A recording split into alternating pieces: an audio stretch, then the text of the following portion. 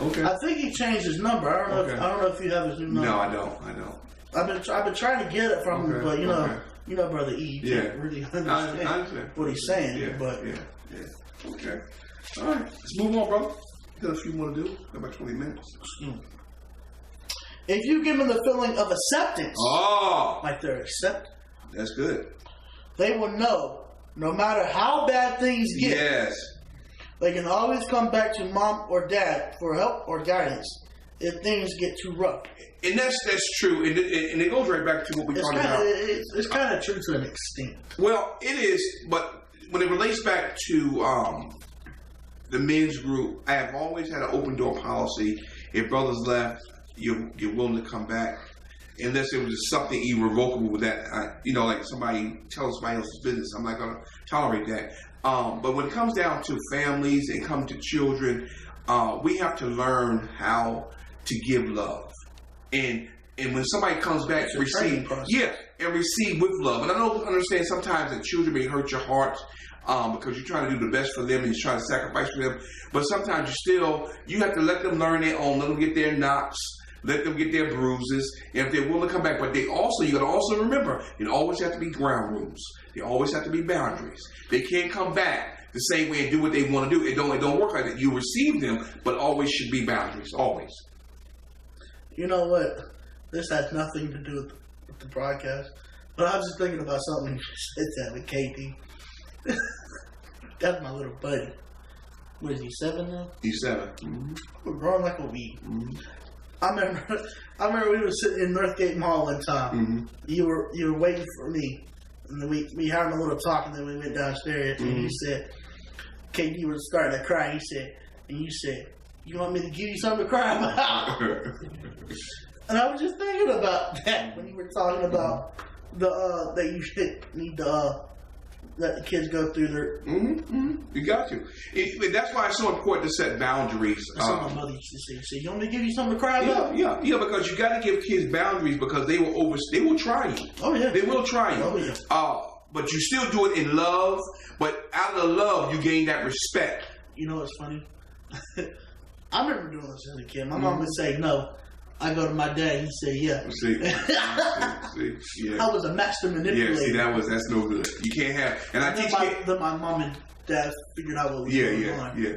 And I told Katie will do the same thing. And I told him that we on Tower. You don't come to me and I say no. You go to Nana or and they say no. If I tell you, that's it. That's what it's going to be. You know what I'm saying? So you have to set those boundaries.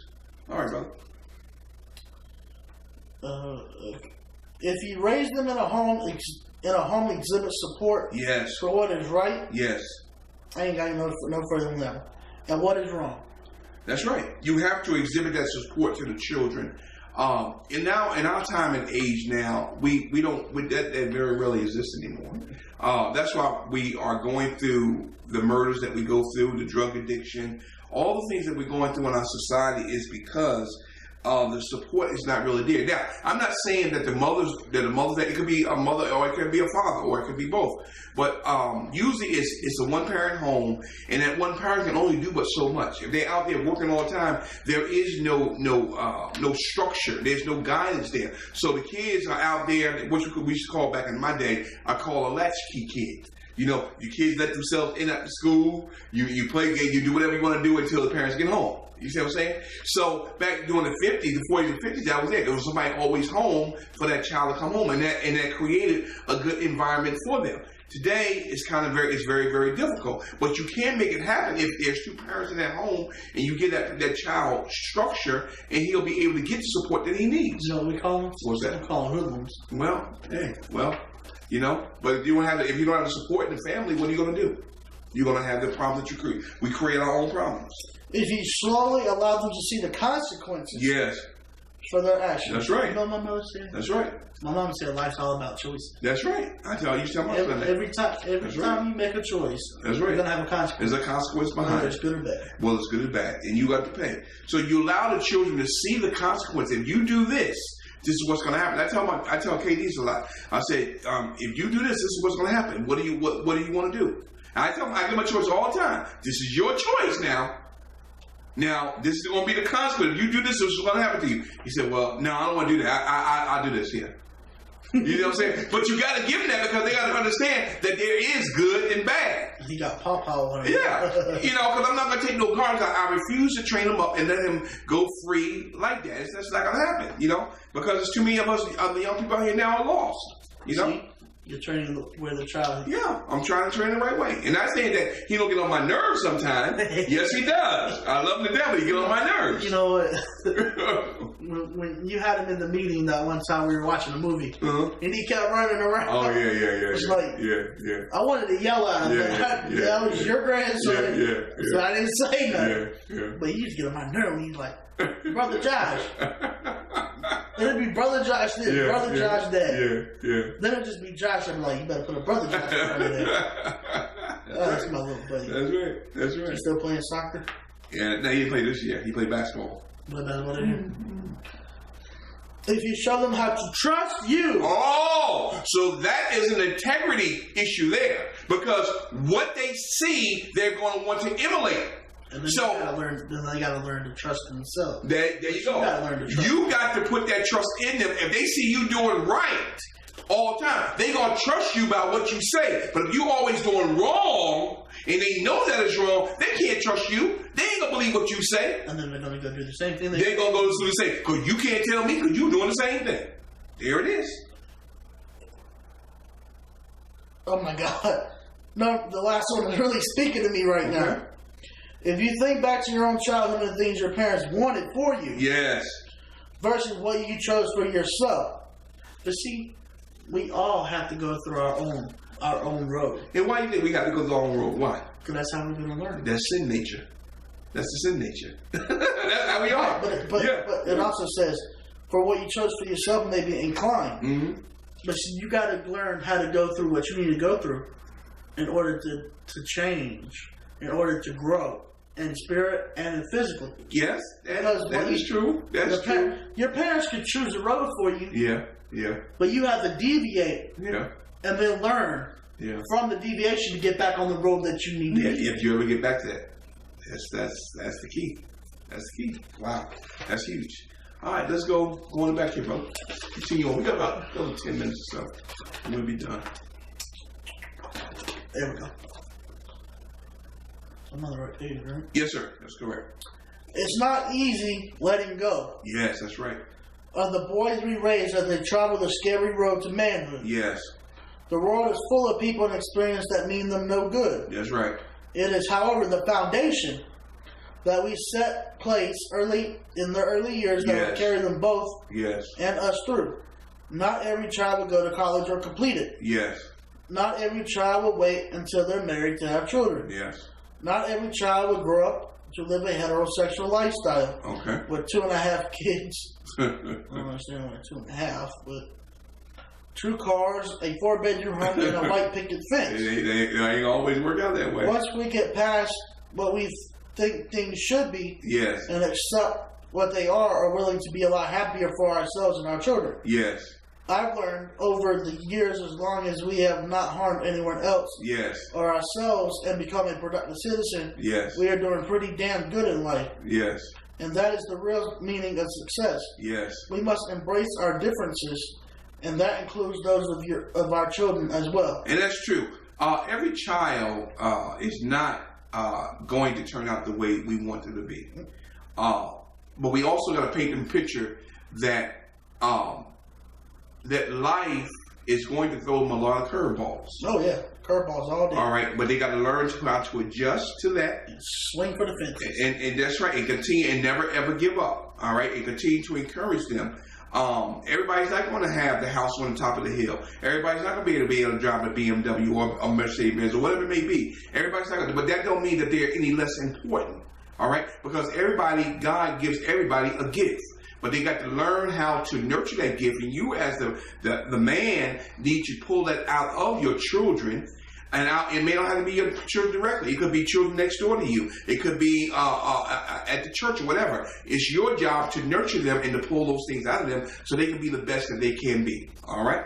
All right, let's go down. Let's do this boyhood to manhood, and we'll stop that, and we'll start next week on So how do we initiate a young boy into manhood? We'll start next week. Boyhood to manhood. At 18, a young boy becomes an adult. So they say, right? Quote, quote. That's right. So they say. He can get his driver's license. Yes. He can buy alcohol. In some places. Some countries. Some countries, that's right.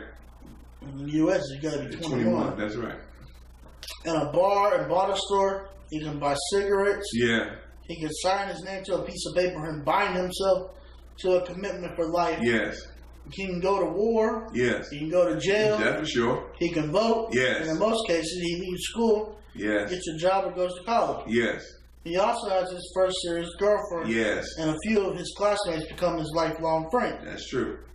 A boy is accepted to make the transition from boyhood to manhood. Yes. In some societies, this transition happens with an initiation ceremony. We talk about that. Conducted by elders. Yes. Who pass on their cultural knowledge. In our Western society, a boy is taken out and gets drunk or have his first sexual experience. Yes. With a girl and gets a pat on the back from the men. Yes. What he is not told is what a man is. Wow. How a man should conduct himself. Yes. What manhood entails. So all those things, we go back to the man box again. Supposed to have sex at a certain age. You gotta drink. You gotta start drinking alcohol. You gotta start smoking cigarettes. You gotta start doing. That's all man box. That's all man box. Because what you said right there at the end is what is not told to that young boy. What a man is, how a man should conduct himself, and what manhood entails. That's the key right there. And until we understand what those things are, if you're a man, if you have never been, like Brother Joshua always say, this is stuck with him throughout all the time he's been with us, manhood is bestowed upon you. If it's not been bestowed upon you, you don't know what manhood is. You know what I'm saying? So until you reach that point, you cannot help that young man, you cannot usher him into manhood because you don't know. But that's okay, but you can learn if you're willing to learn. All right? This has been a very, very tight message today, but I think it fit the situation. You commented a lot of things from your past. We have to, I want to say this. I had to learn how to let go of a lot of things in life. Didn't we all? Yeah. But it's a growing process. It is. And it took me 55 years to get to this point of learning things that I used to thought was important, and they don't mean nothing to me now. It's worthless because that didn't make me a better person. You know what I'm saying? So don't let these trivial things in your life hold you back from achieving greatness in God. What does it say? One of the definitions of manhood, get God's greater reward. That's what you need to be striving for. Accept God's greater reward. Accept God's greater reward. And once you get to that point, you'll understand all these things that you thought was important. Let that stuff go because it's not going to help you grow. If you are not growing, you can't help. If I was not growing, I couldn't help him to grow. If I'm not on my job every day, how can I feed into this brother's spirit? I can't do it. So it's even if he's not on in every day, I have to be in on every day because he may call me out of the sky of the blue and say, "Brother, I need some help." How can I be ready to minister to him if I'm not reading, if I'm not studying every day, if I'm not doing what I'm supposed to do? I have to be on it every day because I don't know when the phone's going to ring. I don't know when I'm going to get a text. Brother, I need to talk. Man. I'm going through this. I got to be ready. And that's what it is. And you have to be ready. If you're not, then you can't help that brother. And you don't know, you may be preventing that brother from going out killing somebody, committing suicide, robbing a bank, or whatever it may be.